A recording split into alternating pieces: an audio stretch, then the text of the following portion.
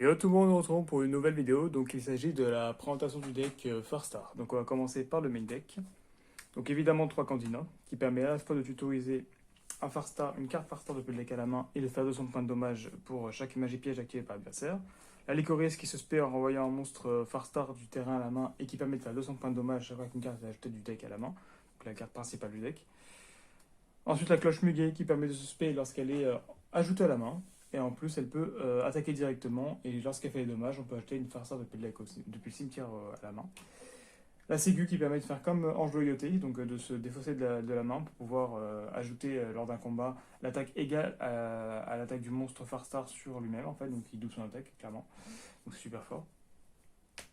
La Narcilis qui permet de se spé lorsque des dommages d'effet sont faits. Et en plus, il permet de faire 200 points de dommages à chaque fois qu'une carte dans la main ou du cimetière est activée. Donc super fort. La scène de lumière, évidemment x2. Elle est revenue à 2, donc on la remet x2, évidemment. Donc elle permet d'ajouter un monstre farceur depuis le deck à la main, de cibler une carte sur le terrain.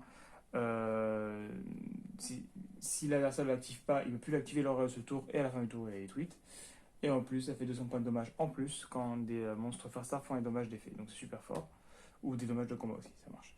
Celle de lumière Farstar qui permet c'est en direct qui permet de ajouter un monstre Farstar depuis le cimetière à la main lorsqu'elle est activée. Et en plus de faire des jetons quand on contrôle un lien ou quand l'adversaire contrôle les magies pièges. Donc super fort.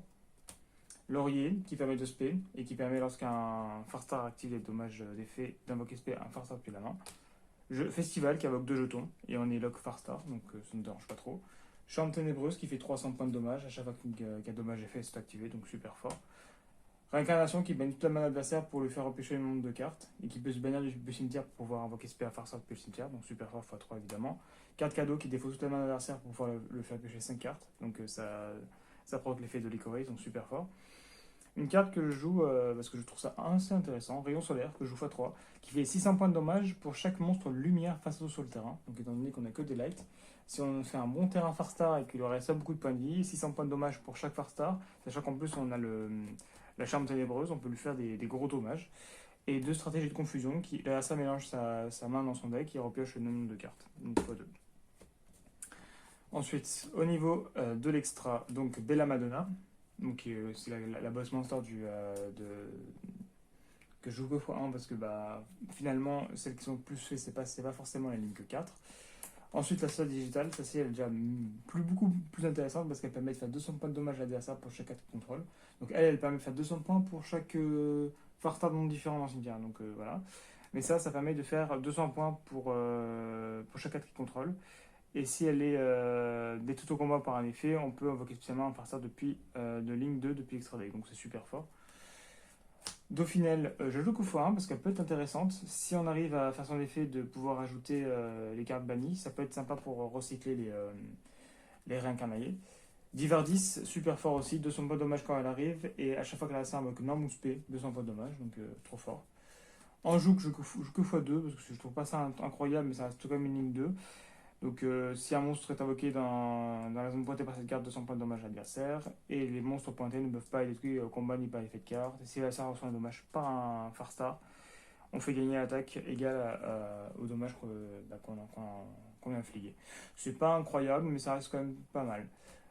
Cœur écarlate également que je joue x2, donc qui permet du coup lorsqu'un monstre Farstar soit avec une norme ou spé dans une boîte de par cette carte, on gagne 200 points de vie.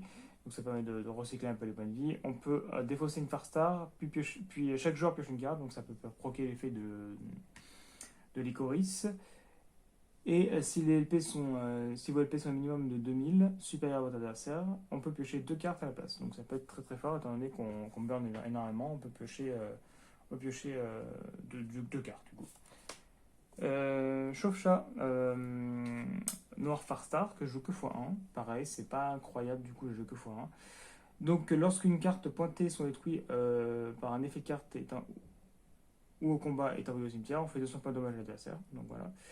Et à chaque fois l'adversaire reçoit le dommage par un effet de Farstar, les monstres aléatoires qu'il contrôle perdent 200 points d'attaque pour chaque dommage qu'ils sont faits. C'est comme un Joux, mais de l'autre sens. Floraison, qui est pas mal, c'est unique 1 déjà, c'est la seule 1 Farstar qui permet lorsqu'elle est invoquée de faire pêcher une carte à l'adversaire. Et lorsqu'un Farstar face à toi pour laisser cette carte est détruite au combat ou par un effet de carte, on peut faire 200 points de dommage à l'adversaire pour chaque carte dans sa main. Ce qui est pas mal pour proc l'effet comme Lycoris. Du coup, on va faire des exemples de main.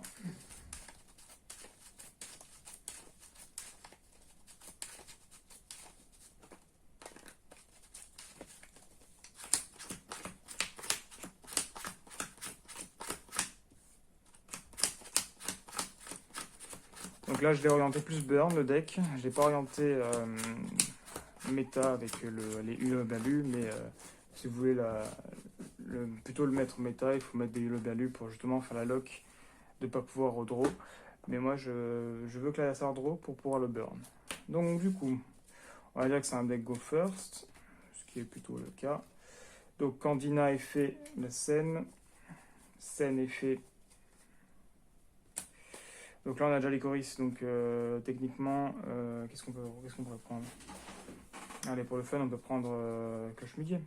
Hop, cloche midi tuto, SSP, Lycoris, on respect, chambre ténébreuse, au cas où, comme ça au moins, là on a les dommages.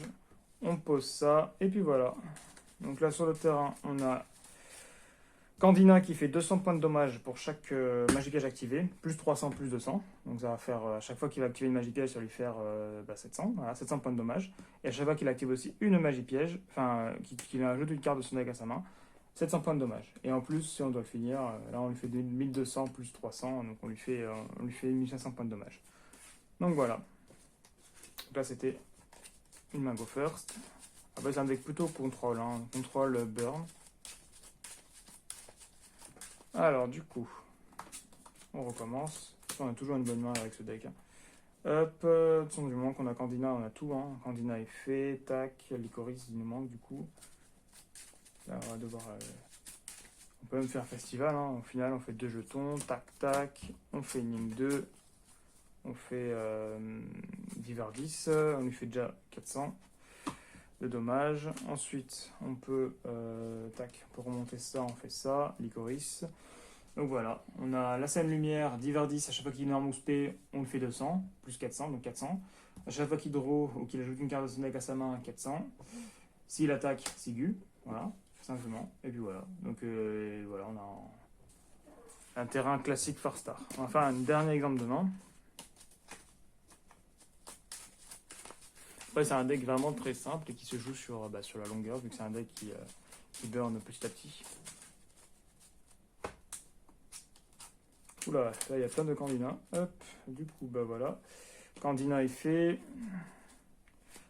Hop, est fait Lycoris. Hop, on remonte. Et voilà, on set. Donc là, il va draw. Tac, on lui fait ça, on lui bannit tout, on lui fait les dommages. Hop, on spin Archiviste. Et puis voilà. Et puis là, en cas où, s'il veut détruire les cartes, on peut rebannir pour OSP.